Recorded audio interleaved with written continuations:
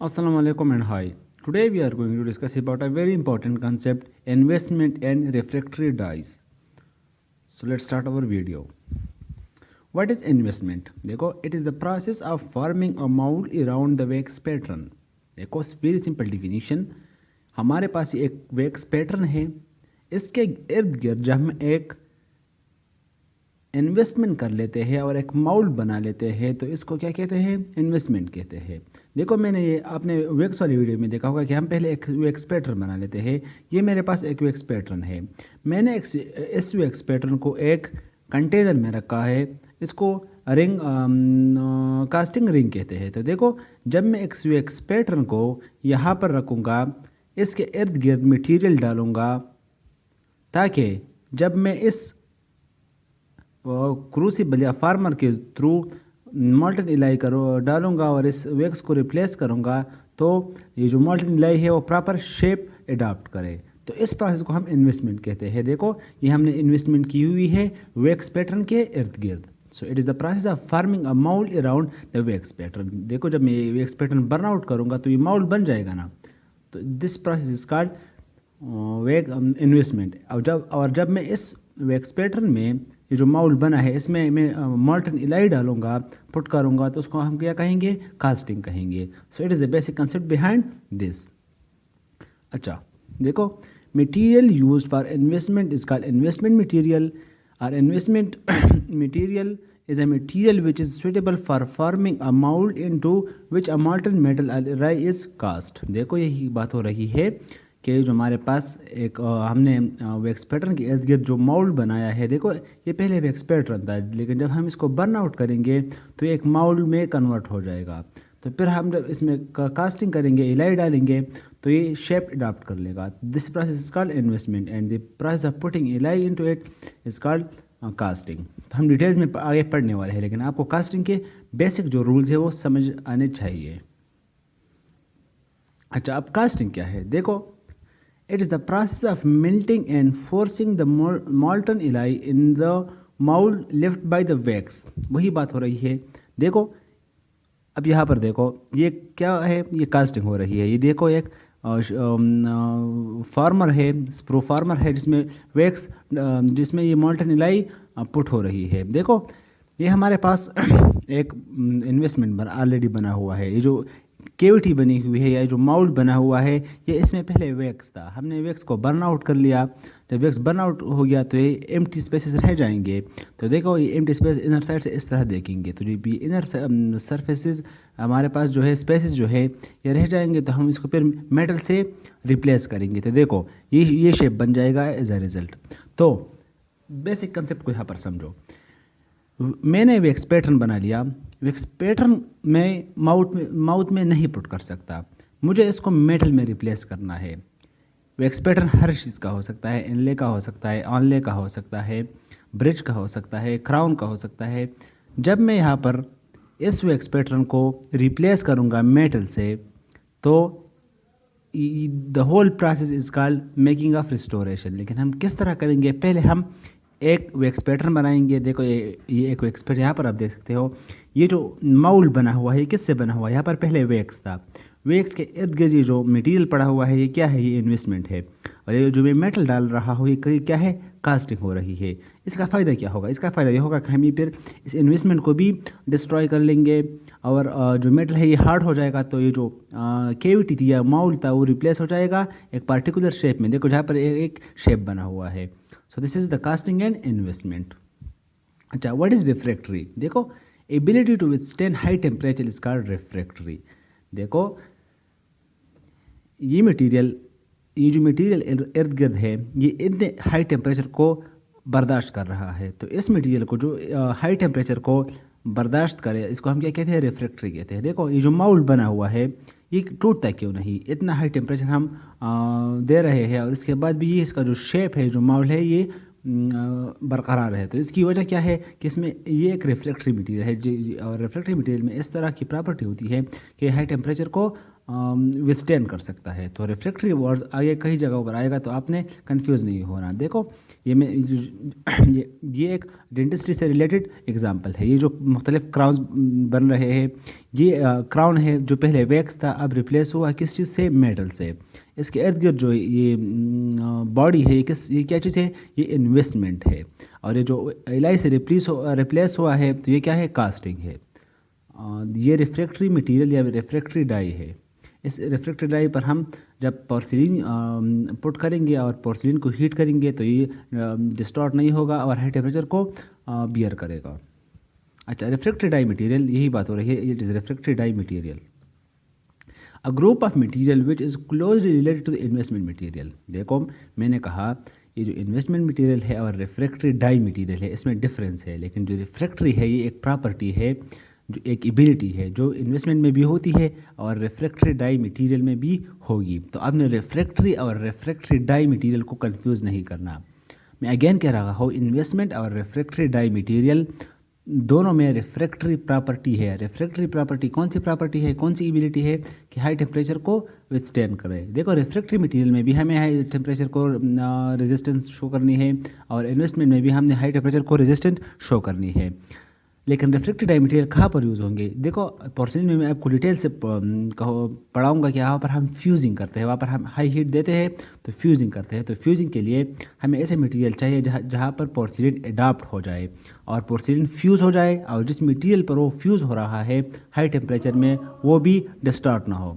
तो refractory die material is specially use for porcelain while investment material is basically used for casting. These products are used for making dyes on which ceramic restoration, देखो ceramic restoration में details भी पढ़ने वाला हूँ, are constructed. Just like investment used in casting, refractory dye material should retain their structural integrity at the temperature used for fire ceramic. Ceramic को हम fire करते हैं तो वहाँ पर जो रिफ्रैक्टरी मटेरियल है उसको भी रिफ्रैक्टरी प्रॉपर्टी होनी चाहिए। अच्छा देखो मैं आपको बेसिक बैकग्राउंड समझाने वाला हूँ। देखो हमने पहले इम्प्रेशन मटेरियल पढ़ा, हम इम्प्रेशन एक पेशेंट का ले लेंगे, उसके बाद हम इसको जिप्सम मॉडल से रिप्लेस कर लेंगे। उसके बाद उस जिप्सम प्रोडक्ट से जो हमारे पास जिप्सम मॉडल था वो हम माउथ में पुट नहीं कर सकते, हम उसको वैक्स पैटर्न से रिप्लेस कर लेंगे। वैक्स पैटर्न हम अडाप्ट कर लेंगे और वैक्स पैटर्न जिस तरह के डायमेंशंस, जिस तरह की एनाटमी, जिस तरह की एक्लूजन्स हमारे पास जिप्सम मॉडल में होंगे उसको वो कॉपी कर लेगा। लेकिन अब इस वैक्स पैटर्न को हम माउथ में पुट नहीं कर सकते। आपको पता है क्यों? इसकी जो प्रॉपर्टीज़ है वैक्स का हम रिस्टोरेशन नहीं बना सकते। वैक्स पैटर्न को हम बना सकते हैं। वैक्स पैटर्न के इर्द हम एक इन्वेस्टमेंट कर लेंगे जो कि एक माउल्ड बनाएगा। इन्वेस्टमेंट पर हम कास्टिंग कर लेंगे। कास्टिंग क्या चीज़ थी? वो मॉल्टन इलाई की पुटिंग थी। अच्छा जब कास्टिंग कर लेंगे, इलाई हार्ड हो जाएगी तो एक रिस्टोरेशन बन जाएगा। सो it is the basic concept behind this. आप सोच रहे होंगे कि हम ये कास्टिंग क्यों कर रहे हैं, हम ये इन्वेस्टमेंट क्यों कर रहे हैं। अगर आप एक मेटालिक रिस्टोरेशन बनाना है तो आपने ये प्रोसेस एक सीक्वेंस में करने होंगे। तो आपको पता चल चुका होगा कि ये वैक्स पैटर्न और इन्वेस्टमेंट और कास्टिंग का फ़ायदा और प्रोसीजर क्या है। So I hope there is no confusion in this slide. अच्छा प्रोसीजर ऑफ इन्वेस्टमेंट, देखो हम इन्वेस्टमेंट करते कैसे है। सिंपल प्रोसीजर है। अगर आपने इस डायग्राम को समझा है ना तो आपका प्रोसीजर भी आता होगा। देखो ये इस डायग्राम में भी क्लियरली विजिबल है। देखो a sprue is attached to the pattern and this assembly is located in a casting ring. Investment material is poured around wax pattern while in fluid state. When the investment sits hard, the wax and sprue former are removed by softening or burning out to leave a mold which can be filled with molten elai or ceramic using a casting technique. An investment mold used for casting elai and some castable ceramic need to be constructed from a material which retain its integrity at casting temperature. वही बात है लेकिन एक sequence में लिखी गई है। Unmodified dental stones or plasters are not suitable for this purpose. Gypsum elan is not satisfactory as an investment for elai casting since its contract on heating as water is lost and fracture before reaching the casting temperature. देखो मैंने आपको ये बात कई बार कही कि ये जो मटेरियल है ये एक कॉमन मटेरियल नहीं है, ये एक पार्टिकुलर स्पेसिफिक इन्वेस्टमेंट मटेरियल है। यहाँ पर हम वो जो कहते हैं ना एक ऑर्डिनरी मटेरियल यूज़ नहीं कर सकते, हम इसके लिए इन्वेस्टमेंट मटेरियल यूज़ करेंगे। तो यही बात हो रही है कि जिप्सम हम मिलान यूज़ नहीं कर सकते, जिप्सम में हम फिर मॉडिफिकेशन कर लेते हैं और एक पार्टिकुलर वे में मॉडिफाई कर लेते हैं और अपना जो डिज़ायर गोल है वो अचीव कर लेते हैं।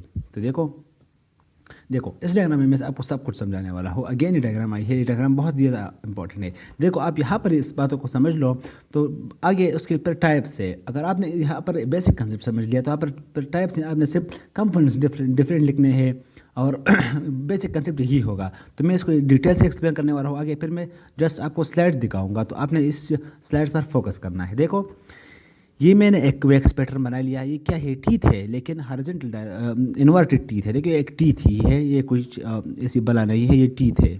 देखो इसको मैंने एक स्प्रू अटैच किया, स्प्रू फार्मर। क्यों अटैच किया, फंक्शन आप बता सकते हो, क्योंकि यहाँ से क्या जाएगा, मोल्टन इलाई जाएगा ना।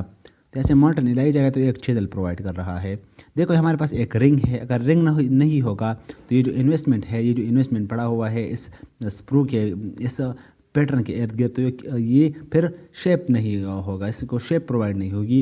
और इसके अलावा अगर हम इसको फिर हीट करेंगे, क्योंकि ये तो सिर्फ यहाँ पर काम में नहीं आने वाला है, यहाँ पर हम फिर कास्टिंग भी कर रहे हैं, हाई टेम्परेचर वाली इलाई भी डाल रहे हैं, तो इसके लिए सपोर्ट चाहिए।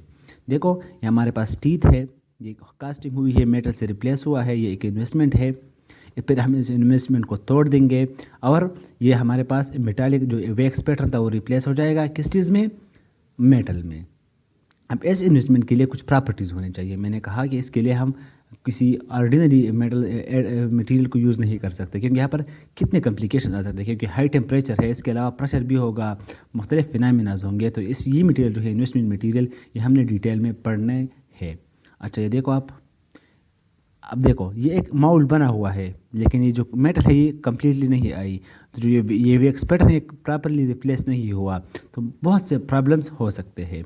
अच्छा अब इसके आप पार्ट्स देख लो, ये एक रिंग कास्टिंग रिंग है, इसके साथ एक रिंग लाइनर है, इसके मैं फंक्शंस आगे बताने वाला हूँ।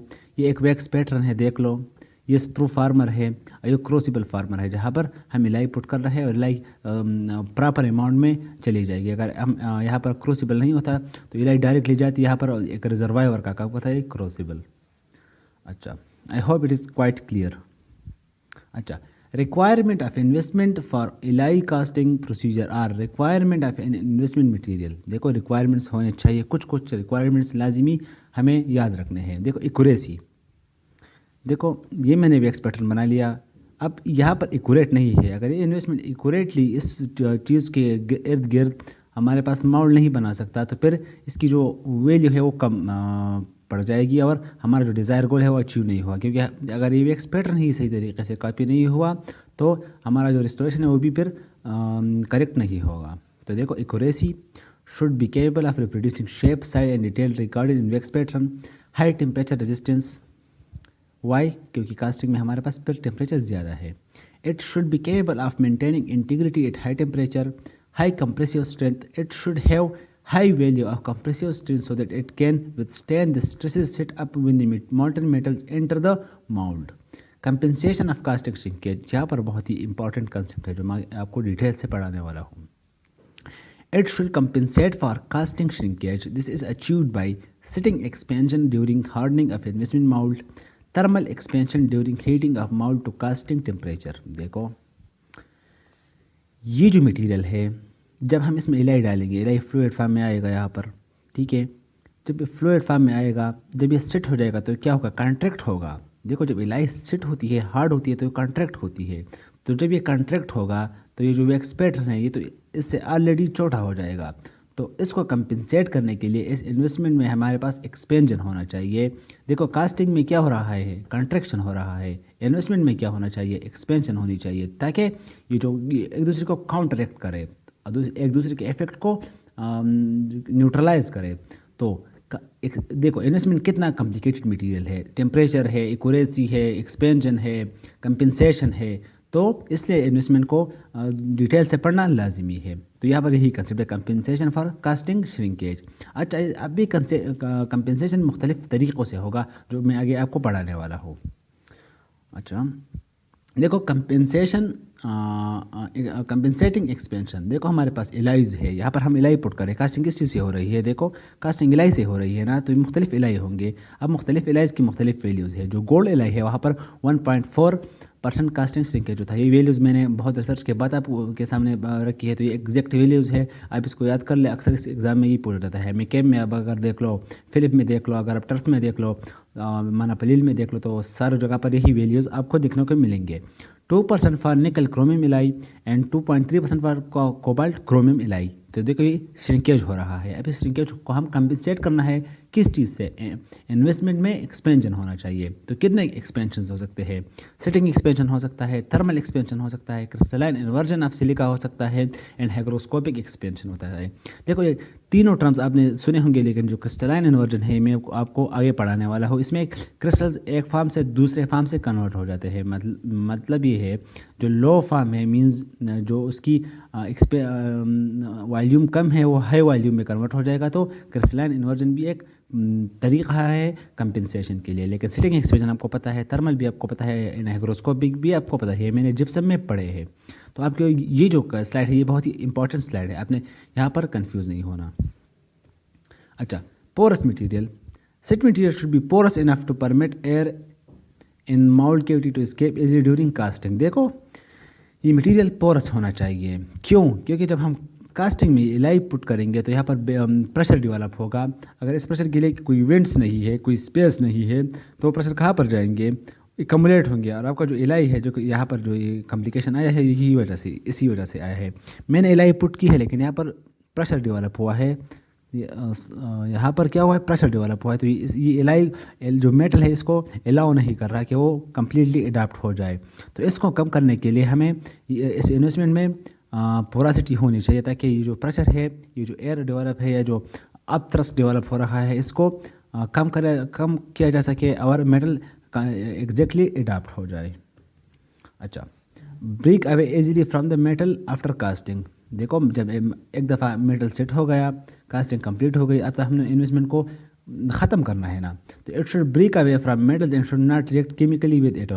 देखो मोल्ड का काम क्या है? जस्ट रिप्लिकेट कर ले और आपके जो वैक्स पैटर्न है उसको एग्जैक्टली कॉपी कर ले। उसके बाद उसके कोई काम नहीं है। ये एक एक्सिलरी मटेरियल है, ये हम परमानेंट सोल्यूशन के लिए यूज़ नहीं कर सकते। ये work as a auxiliary material. Fine particle size, powder should have fine particle size to give smooth surface for the casting, simple. अच्छा, कंपोजिशन ऑफ इन्वेस्टमेंट मटेरियल। देखो इतने कॉम्प्लेक्स प्रॉपर्टीज़ है, कास्टिंग श्रिंकेज है, accuracy है, high temperature है, high compressive strength है, compensation for casting shrinkage है। इसके अलावा देख लो आप, पोरस मटेरियल होना चाहिए, break easily from the metals, means के बहुत कॉम्प्लेक्स प्रॉपर्टीज़ है। तो ये एक ऐसा मटेरियल पॉसिबल नहीं है जिसमें ये सारे प्रॉपर्टीज़ हो। एक सिंगल कंपोजिशन में ये प्रॉपर्टीज़ इम्पॉसिबल है। तो हम मुख्तलिफ कंपोजिशंस को मिलाकर एक आइडियल थिंग बना लेते हैं, जिसको हम फिर इन्वेस्टमेंट मटेरियल कहते हैं। तो देखो इसमें क्या होगी, एक रिफ्रैक्टरी मटेरियल होगा। रिफ्रैक्टरी मटेरियल मैंने डिटेल से आपको पढ़ाया। बाइंडर होगा एंड मॉडिफायर होगा। देखो रिफ्रैक्टरी मटेरियल का क्या काम होगा? टेम्परेचर वाली बात इसने अपने जी में ले ली। बाइंडर का क्या काम होगा? जो स्ट्रेंथ है, ताकि डिस्टॉर्ट ना हो जाए मटेरियल, हाई टेम्परेचर की वजह से टीयर होना ना हो जाए या ख़राब ना हो जाए, तो काम किसका होगा? बाइंडर का होगा। और मॉडिफायर किसका काम क्या है? इसके मुख्तलिफ काम हो सकते हैं। कास्टिंग श्रिंकेज में भी हेल्प करता है, इसके अलावा पोरासिटी में भी हेल्प करता है।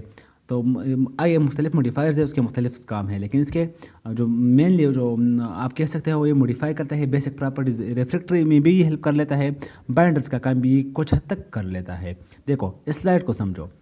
हमारे पास तीन क्लासिफिकेशन है इन्वेस्टमेंट मटेरियल के, उस सब में रिफ्रैक्टरी मटेरियल और सिलिका और मॉडिफायर सेम है, बहुत ही कम डिफरेंस है। लेकिन जो बाइंडर है ये हर एक में मुख्तलिफ है। तो आपने, मैं डिटेल्स में आगे पढ़ने नहीं वाला, यहाँ पर मैंने आपको समझाया कि रिफ्रैक्टरी मटेरियल और मॉडिफायर हम एक में सीख लेंगे, आइए सारों में वो एक ही होगा। बाइंडर्स डिफरेंट है, तो हम बाइंडर को हर एक मटेरियल में डिस्कस करेंगे। देखो रिफ्रैक्टरी मटेरियल। अच्छा देखो हमने कंपोजिशन में देख लिया कि हमारे पास जो फर्स्ट वन है क्या है? रिफ्रैक्टरी मटेरियल है। अब रिफ्रैक्टरी मटेरियल कितना परसेंट है? 55 to 70% capable of withstanding very high temperature without degradation. वही बात। मोस्टली इस सिलिका, ये सिलिका जो है ये तीनों हमारे पास जिप्सम है, फास्फेट है एंड सिलिका बॉन्डेड है। तो ये जो रिफ्रैक्टरी मटेरियल है ये सिलिका है और तीनों मटेरियल में मौजूद है। तो रिफ्रैक्टरी मटेरियल कौन सा है? सिलिका है। अच्छा, सिलिका क्यों है, इसके एडवांटेजेस अब देख लो। Silica provide refractory properties. अच्छा, silica is responsible for producing much of expansion which is necessary to compensate for casting shrinkage. देखो हमारे पास सिलिका क्या करता है, रिफ्रैक्टरी मटेरियल तो है, इसके अलावा इसका एक एडवांटेज ये भी है कि ये जो कंपेंसेशन करता है कास्टिंग श्रिंकेज के लिए। सिंपल थर्मल एक्सपेंशन भी होता है इसमें और क्रिस्टलाइन इन्वर्जन भी होता है। तो आपने ये याद रखना है कि सिलिका में कौन से कंपेंसेशन मेथड्स है for compensation for casting shrinkage. तो आपने कहना है कि थर्मल एक्सपेंशन भी होता है और क्रिस्टलाइन इन्वर्जन भी होता है। आगे जिप्सम में हमारे पास फिर जो बेसिक वन है वो है हाइग्रोस्कोपिक। तो आपने इसको फिर कंफ्यूज नहीं करना, आप इसको याद कर लो, जिप्सम में भी आपको फिर हाईलाइट कर लूँगा। देखो अब क्रिस्टलाइन इन्वर्जन है क्या। Quartz undergo inversion at temperature. देखो क्वार्ट्ज और क्रिस्टोबलाइट ये दो फॉर्म्स है किस चीज़ के, सिलिका के। देखो मैंने कहा था कि क्रिस्टलाइन इन्वर्जन में हमारे पास लो फॉर्म हाई फॉर्म तक कन्वर्ट हो जाएगा। तो देखो कैसा है, quartz undergo inversion at temperature, ये वैल्यू अक्सर पूछ जाती है 575 from so called low form alpha quartz to high form beta quartz. For cristobalites conversion from low to high form occur at temperature of around 210 degrees C. Expansion is probably due to straightening of chemical bond to form less dense crystal structure। यही बात हो रही है कि crystal forms conversion, crystal के जो forms है वो चेंज हो रहे हैं, तो कंपेंसेशन करेंगे फॉर कास्टिंग श्रिंकेज। ये तो यही हुआ क्रिस्टलाइन इन्वर्जन। टेम्परेचर आपने याद रखना है कि क्रिस्टोबलाइट्स के लिए कितना है और क्वार्ट्ज के लिए कितना है, और इस टेम्परेचर पर क्या होता है। अक्सर आपको कंफ्यूज करने के लिए लिखा होता है कि बीटा अल्फ़ा फॉर्म में कन्वर्ट होगा या अल्फ़ा बीटा फॉर्म में कन्वर्ट होगा। तो आपने लिखना है कि 575 एंड 210 पर अल्फ़ा फॉर्म बीटा फॉर्म में कन्वर्ट होगा। अल्फ़ा फॉर्म हमारे पास लो फॉर्म है और जो बीटा फॉर्म है वो हाई फॉर्म है और मोर स्पेस ऑक्युपाई करता है, तो एक्सपेंशन होता है मटीरियल का। अच्छा, बाइंडर अप टू, इसकी जो परसेंटेज है ये 25 से लेकर 45 तक है। It hold bind silica particle together, it gives strength to the investment. देखो स्ट्रेंथ किस चीज़ का काम है, बाइंडर का काम है। For gypsum bonded alpha hemihydrate is used, for phosphate bonded sodium phosphate is used, and for silica bonded ethyl silicate is used. देखो मैंने कहा था कि बाइंडर हमारे पास हर एक मटीरियल में डिफरेंट है और जो मॉडिफायर है और हमारे पास जो रिफ्रैक्टरी मटेरियल है वो सेम है। अच्छा, मॉडिफायर अप टू 5% होता है ये। This material enhance the desirable properties. मैंने देखा कि बाइंडर का रोल भी अदा करता है, इसको एनहेंस करता है, और जो हमारे पास रिफ्रैक्टरी का रोल है उसको भी एनहेंस करता है। दिस में भी सोडियम क्लोराइड, इसमें सोडियम क्लोराइड भी हो सकता है, पोटेशियम सल्फेट भी हो सकता है, बोरिक एसिड और कार्बन ग्रेफाइट भी हो सकता है। अच्छा, एक मिसाल दिया है, thermal expansion of gypsum bonded material can be increased by using 1% NaCl or boric acid and carbon help to minimize oxidation। तो देखो ऑक्सीडेशन को भी कम करता है और NaCl क्या करता है, जिप्सम मॉडल में इसका ये रूल है कि इसको इंक्रीज एक्सपेंशन बाय 1%। तो सॉरी 1% NaCl एक्सपेंशन को इंक्रीज करता है थर्मल एक्सपेंशन को। तो जो मॉडिफायर का ये रूल है आपने याद रखना है।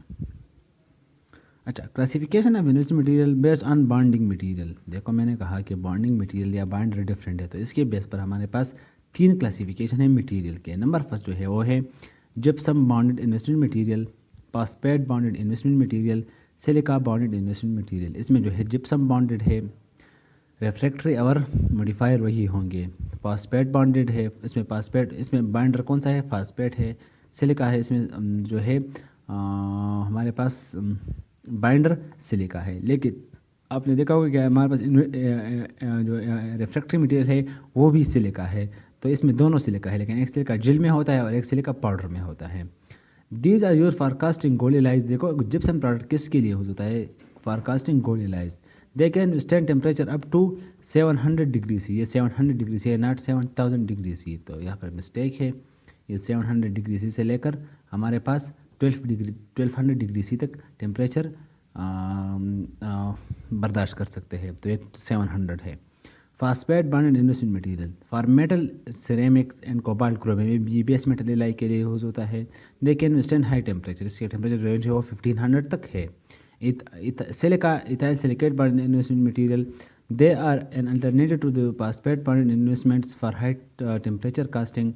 They are principally used in the casting of base metal alloy for partial denture. इसकी जो टेम्परेचर रेजिस्टेंस है वो सबसे ज़्यादा है, लेकिन इसमें एक प्रॉब्लम है, वो मैं आपको आगे बढ़ाने वाला हूँ, इसलिए ये इतना यूज़ नहीं होता। जो मोस्ट कॉमनली यूज़ है वो कौन सा है? फॉस्फेट बॉन्डेड है। अक्सर पूछा जाता है कि गोल्ड के लिए कौन यूज़ होता है, तो आपने कहना है कि जिप्सम। क्यों? क्योंकि जो गोल्ड का टेम्परेचर इतना ज़्यादा नहीं है, तो इसलिए ये जिप्सम के लिए, जिप्सम गोल्ड के लिए यूज़ होता है। देखो फर्स्ट वन जो हमारे पास है वो जिप्सम बॉन्डेड इन्वेस्टमेंट मटेरियल होगा। देखो इन्वेस्टमेंट मटेरियल है तो इसमें 3 कंपोनेंट्स होंगे, रिफ्रैक्टरी होगा, बाइंडर होगा और मॉडिफायर होगा। हमने यहाँ पर जो है जिप्सम बॉन्डेड है तो सिर्फ बाइंडर डिफरेंट है और कुछ मॉडिफायर्स होंगे। ओवरऑल जो कंपोजिशन होगा वो इन्वेस्टमेंट का जो बेसिक कंपोजिशन है वही होगा। देखो it is supply is powder and consist of mixer, इस पाउडर फॉर्म में है। इसमें सिलिका है, refractory material, calcium sulfate hemihydrate, dental stone or alpha hemihydrate is a binder, powder graphite or powder copper modifier and chemical modifier to control setting time. So it is the basic composition of gypsum bonded investment। ये आपको याद करना है, इसमें इतना concept का कोई बात नहीं है, लेकिन हाँ एक बात कंसेप्ट की है, कैल्शियम सल्फेट हीमीहाइड्रेट। देखो ये जिप्सम है, लेकिन जिप्सम का कौन सा फॉर्म है, ये अक्सर आपसे पूछा जाएगा कि जिप्सम बॉन्डेड इन्वेस्टमेंट मटेरियल में जिप्सम के तो 5 टाइप्स है। अगर आपने जिप्सम वाली वीडियो नहीं देखी तो आप जिप्सम वाली वीडियो पहले देख लो, उसमें मैंने डिटेल से एक्सप्लेन किया है कि what is gypsum investment material. Gypsum बहुत ही इंपॉर्टेंट है, ये आपको इन्वेस्टमेंट में भी आ रहा है, या ये आपको इम्प्रेशन में भी डिस्कस करना है, तो आपने जिप्सम वाली वीडियो मिस नहीं करनी। अच्छा कौन सा फॉर्म है? अल्फा फॉर्म है। अल्फा फॉर्म कौन सा था? डेंटल स्टोन जो थे वो अल्फा फॉर्म में थे, तो यहाँ पर डेंटल स्टोन यूज़ हो रही है। मीन्स जिप्सम का जो टाइप 3 है, टाइप 4 है, टाइप 5 है, लेकिन मोस्ट प्रॉबली टाइप 5 ही यूज़ होता है। तो डेंटल स्टोन जो है वो टाइप 3 भी यूज़ होता है, लेकिन type 5 and type 3 both are intermixed. तो आपने ये याद रखना है कि यहाँ पर प्लास्टर नहीं यूज़ हो रहा है, जिप्सम यूज़ हो रहा है, लेकिन जिप्सम का जो स्टोन फॉर्म है। अच्छा classification of gypsum bonded investment based on uses and expansions method. देखो हमने कंपेंसेशन करना था श्रिंकेज के लिए और एक्सपेंशंस हो रहे थे। सिलिका में हमने देखा थर्मल था और एक इन्वर्जन था, क्रिस्टलाइन इन्वर्जन। यहाँ पर क्या है देख लेते हैं। Type 1 thermal expansion, type 2 hygroscopic expansion and type 3 वो है बोथ टाइप ऑफ एक्सपेंशन। तो देखो हमारे पास थर्मल एक्सपेंशन भी होगा, हाइग्रोस्कोपिक भी होगा, and both hygroscopic and thermal दोनों का कम्बिनेशन भी हो सकता है। जो थर्मल है वो किस चीज़ के लिए? For small casting. देखो फॉर स्मॉल कास्टिंग विच वो thermal expansion is beneficial. Thermal expansion अक्सर सीनरी बना ली जाती है कि हमारे पास एक कास्टिंग हो रही है, स्मॉल कास्टिंग है, इनलेस के लिए है, हम कौन सा कास्टिंग श्रिंकेज के लिए कौन सा कंपेंसेशन मेथड अडॉप्ट कर लेंगे। तो आपने कहना है कि थर्मल टाइप 1। हाइग्रोस्कोपिक जो है वो सबसे प्रोमिनेंट है। देखो अगर आपसे पूछा जाए कि what is the prominent and most important expansion method in gypsum, तो आपने कहना है कि हाइग्रोस्कोपिक। इसके अलावा अगर आपसे पूछा जाए कि what is the most probable and most prominent method of expansion in silica, तो आपने कहना है क्रिस्टलाइन इन्वर्जन।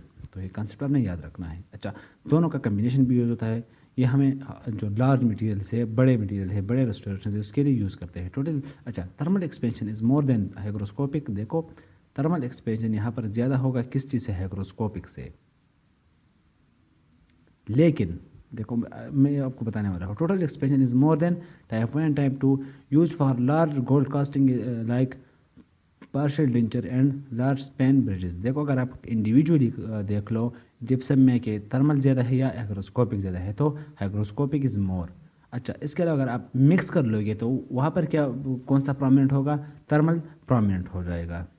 तो एलॉन जो है वो सोल जो है वो क्या है? हाइग्रोस्कोपिक ज़्यादा है, और सोलो जो है हाइग्रोस्कोपिक ज़्यादा है, और इन कम्बिनेशन वो थर्मल ज़्यादा है। अच्छा एप्लीकेशन अब इसके क्या है? मैंने ऑलरेडी बता दिया है कि इसकी एप्लीकेशन हमने इंट्रोडक्शन में बताया, लेकिन अगेन मैं बता रहा हूँ। इसकी जो टेम्परेचर रेंज है वो 700 से लेकर 800 टू 1200 तक इसकी टेम्परेचर है। अच्छा ये जो है हमारे पास they decompose about for 1200 degree C by interaction of silica with calcium sulfate to liberate sulfur trioxide gas This caused severe weakening of the investment and the incorporation of porosity into the casting, restricted to use with alloys which are cast well below 1200 degrees C. This include majority of gold casting alloy, some of the lower melting base metal alloy. So very simple concept. अच्छा दोस्तों जो हमारे पास है silica bonded investment material है, composition इसकी क्या है? The metal these materials consist of powder quartz और cristobalites what it is the forms of silica refractive material bonded together with silica gel. देखो यहाँ पर बाइंडर भी सिलिका है और हमारे पास जो रिफ्रैक्टरी है वो भी सिलिका है, लेकिन फॉर्म्स मुख्तलिफ है। Undergoes slight contraction during setting and is due to loss of water, alcohol from the material. Continued heating causes considerable expansion due to closely paired nature of silica particle. Very simple. अच्छा इसकी uses क्या है? Mould for base metal casting alloys, आपने याद रखना है। Temperature range कितना है? 13 डिग्री सी से लेकर 15 डिग्री सी तक, सॉरी 15 डिग्री सी से लेकर 1800 डिग्री सी तक। अच्छा रेयरली यूज नाउअडेज, ये कम यूज़ होता है, क्यों? आपको मैं अभी अब कॉन्सेप्ट समझाने वाला हूँ। देखो इसमें सिलिका भी रिफ्रैक्टरी है और बाइंडर भी सिलिका है, तो इसकी जो शेप होगी, जिसकी जो कंपोजिशन होगी, ये बहुत ही क्लोजली पैक्ड होगा, बहुत ही हार्ड मटेरियल होगा। तो इसमें हमारे पास पोरासिटीज़ कम है। जब पोरासिटीज़ कम है तो जो बैक प्रेशर फिनोमेना था, जो प्रेशर डेवलपमेंट था, वो यहाँ पर ज़्यादा होगा। तो सो आप ये रीज़न दे सकते हैं कि ड्यू टू क्लोज कंपोजिशन और due to close architecture it cause less porosity and cause development of back pressure. So इसके लिए जो इसकी जो यूजेस है वो बहुत ही कम है। इसमें हम विंड्स भी बनाते हैं, विंड फिनोमेना भी कहते हैं। आप अक्सर पूछ जाते हैं वाया में कहाँ कि हम विंड्स कहाँ पर बनाएंगे। विंड्स क्या है? एक आर्टिफिशियल एक मैन मेड टेक्निक है पोरासिटीज़ बनाने के लिए। तो विंड्स वेंटिलेशन से निकला है ताकि वेंटिलेशन हो सके। तो विंड्स हम किस में बनाते हैं? सिलिका में बनाते हैं। क्यों? क्योंकि इसकी जो क्लोज नेचर है, जो टाइटली बॉन्डेड नेचर है, इसको अलाउ नहीं करता कि पोरासिटीज़ डेवलप कर ले। तो पोरासिटीज़ डेवलप करने के लिए, पोरासिटीज़ बनाने के लिए हम इसमें वेंटिंग करते हैं। अच्छा phosphate bonded investment material, it is most commonly used phosphate bonded investment material. तो आपने याद रखना कि मोस्ट कॉमनली कौन यूज होता है? पासपेट बॉन्डेड। इसकी रीज़न भी आगे आने वाले हैं। इट कंसिस्ट ऑफ सिलिका, देखो सिलिका क्या है? रिफ्रैक्टरी है। मैग्नीशियम ऑक्साइड क्या है? आपने बताना है ये क्या होगा। Ammonium di acid phosphate, phosphate bonded है तो ये बाइंडर हो गया। तो आपको पता चलना चाहिए कि मैग्नीशियम इसमें मॉडिफायर है। अच्छा सेटिंग रिएक्शन क्या है? ऑन मिक्सिंग विद वाटर और कोलाइडल सिलिका, देखो अक्सर MCQs पूछा जाता है कि we use special liquid for which material. आपने कहना है कि we use special liquid for phosphate bonded investment material. अक्सर इस तरह पूछता है what is the composition of special liquid. तो वही कोलाइडल सिलिका सोल्यूशन है। वाटर भी यूज़ करते हैं, कोलाइडल भी यूज़ करते हैं। तो ये स्पेशल लिक्विड का जो नाम है ये इसीलिए ये कोलाइडल सिलिका को कहते हैं। तो आपने स्पेशल लिक्विड फास्फेट के केस में याद करना है, और हमारे पास जो विंड्स फिनोमेना है वो किस चीज़ के में याद रखना है? सिलिका बॉन्डेड इन्वेस्टमेंट में। अच्छा reaction occur between ammonium diacid phosphate and magnesium oxide to form magnesium ammonium diphosphate, जो हमारे पास बाइंडर बन जाता है, which will give investment green strength. देखो ग्रीन स्ट्रेंथ फिनोमेना एक यूनिक फिनोमेना है। इट रूम टेम्परेचर और रूम टेम्परेचर स्ट्रेंथ। देखो जब मैंने एक इन्वेस्टमेंट पुट किया माउल्ड के इर्द गिर्द, तो वो इतना हार्ड नहीं होगा। जब टेम्परेचर हम कास्टिंग करेंगे तो हाई टेम्परेचर को जब वो फेस करेगा तो वो हार्ड हो जाएगा। ये एक प्रॉपर्टी है इन्वेस्टमेंट की। लेकिन फास्फेट में क्या है? फास्फेट में जब हमने कास्टिंग दी ही नहीं है, हमने टेम्परेचर प्रोवाइड नहीं किया है, उसके बगैर मटेरियल खुद ही स्ट्रेंथन हुआ है, तो इसको हम ग्रीन स्ट्रेंथ भी कहते हैं या रूम टेम्परेचर स्ट्रेंथ कहते हैं, जो कि टेम्परेचर देने से, ट्रीट करने से पहले ही मटेरियल में मौजूद हो। Formation of magnesium ammonium phosphate involves a hydration reaction. देखो एक हाइड्रेशन रिएक्शन है followed by crystallization similar to that of formation of gypsum. Simple hydration reaction is what type of reaction? Exothermic in nature. तो थोड़ा सा temperature यहाँ से भी निकलेगा। अच्छा इंपॉर्टेंट, देखो एक इंपॉर्टेंट कंसेप्ट मैंने यहाँ पर लिखा है, आपको इसको समझना होगा। Phosphate and silica bonded have sufficient strength that at high temperature used for casting base material. ये बात मैंने कई दफ़ा बताई, आपको ये बात फिंगर टिप पर आनी चाहिए। Formation of silicophosphate further enhance the strength. देखो सिलिकोफॉस्फेट बनता जाता है तो फर्दर स्ट्रेंथ इंक्रीज होता है। Cohesive strength of phosphate mean such that they do not have to be contain in metal casting ring. जो रिंग हमने दिखाया था वो इसकी जो कास्ट कोहेसिव स्ट्रेंथ इतना ज़्यादा है कि इसके लिए कास्टिंग रिंग की ज़रूरत भी नहीं हो सकती, क्योंकि कास्टिंग रिंग के बगैर भी वो ग्रीन स्ट्रेंथ वाला फिनोमेना फिर आ गया। इतनी ज़्यादा स्ट्रेंथ है इसकी कि कास्टिंग रिंग की ज़रूरत भी नहीं है। कास्टिंग रिंग मैंने पहले स्लाइड में दूसरे स्लाइड में आपको दिखाया था और आगे भी आने वाला है। Due to higher strength of phosphate bonded material, these products are becoming widely used for casting all type of alloys, precious, semi-precious and base metal alloy। देखो आपने यहाँ पर एक बात को याद रखना है कि due to high temperature resistance और high temperature withstanding ability these material are use for high temperature casting. अच्छा, पोरोसिटीज़ देखो, पोरोसिटी एक प्रॉपर्टी थी जो मैंने यहाँ पर स्लाइड पुट किया है, क्योंकि जब मैं वहाँ पर अगर मैं बता देता आपको कि जिप्सम में इतना है या सिलिका में इतना है तो आपको समझ नहीं आता। अब आपको समझ आया है कि जिप्सम और सिलिका ये क्या हो रहा है, तो अब मैं आपको पोरोसिटी यहाँ पर पढ़ाने वाला हूँ। बेसिकली पोरोसिटी एक प्रॉपर्टी है, एक रिक्वायरमेंट है for impression material investment material. तो देखो, gypsum bonded and phosphate bonded are porous to allow escape of air and other gases from mold during casting. Simple silica bonded material are so closely packed that they are virtually porosity free, and there is danger of back pressure building up which will cause the mold to be incompletely filled or the casting to be porous. These problems can be overcome by making vents, मैंने बात आपको already बताई है, in the investment which prevent the pressure from increasing. So I don't think so कि मैंने यहाँ पर कुछ भी आपको मिस किया होगा। अच्छा, फैक्टर इफेक्टिंग पोरोसिटीज़, हम पोरोसिटीज़ को किस तरह इफेक्ट कर सकते हैं। अमाउंट ऑफ जिप्सम, जब मोर जिप्सम होगा तो लेस पोरोसिटी होगी, क्योंकि रीज़न आपने देना है कमेंट्स में। अगर आपको नहीं आया था तो मैं आपको फिर बताने वाला हूँ, लेकिन यहाँ जिप्सम में अब मैंने ऑलरेडी पढ़ाया है तो अगेन मैं आपका टाइम नहीं लेना चाहता। वाटर पाउडर रेशो देखो, जिसमें बार बार एक्सप्लेन क्यों नहीं कर रहा है, देखो किन बात स्टूडेंट ने वो वीडियो देखी होगी तो उसको दोबारा जब मैं बताऊंगा तो बोर हो जाएंगे, लेकिन जिसने नहीं देखी वीडियो पहले वाली जो मैंने ऑलरेडी एक्सप्लेन किया है तो उसका मसला है, वो जाके देख ले, तो अगेन एंड अगेन मुझ पर रिपीटिशन नहीं आएगा, आपका टाइम कंज्यूम नहीं होगा, वीडियो का लेंथ वैसे ही इंक्रीज़ नहीं होगा। तो आपने में अगेन एंड अगेन मुझे एक्सप्लेन करना तो मुझे डिफिकल्ट नहीं, लेकिन आपका टाइम वेस्ट होगा। अच्छा, वाटर पाउडर रेशो देखो, more ratio less porosity, water powder ratio and powder water ratio, ये वाला कंसेप्ट भी मैंने बेसिक प्रॉपर्टीज़ में समझाया है। If more uniform particle size greater is porosity, mixture of the coarse and fine particle exhibit less porosity than investment composed of uniform particle size. Simple है, अपने confuse नहीं होना। अच्छा देखो, मैं पहले स्लाइड पर आ रहा हूँ, sorry for your time, but मैंने यहाँ पर डायग्राम नहीं पुट की तो इट्स माई मिस्टेक। देखो यहाँ पर मैं इस स्लाइड में आपको बताने वाला हूँ, ये बात हो रही है। अगर पोरोसिटी नहीं होगी तो यहाँ पर डिफेक्ट्स आएंगे। देखो हमारे पास रिंग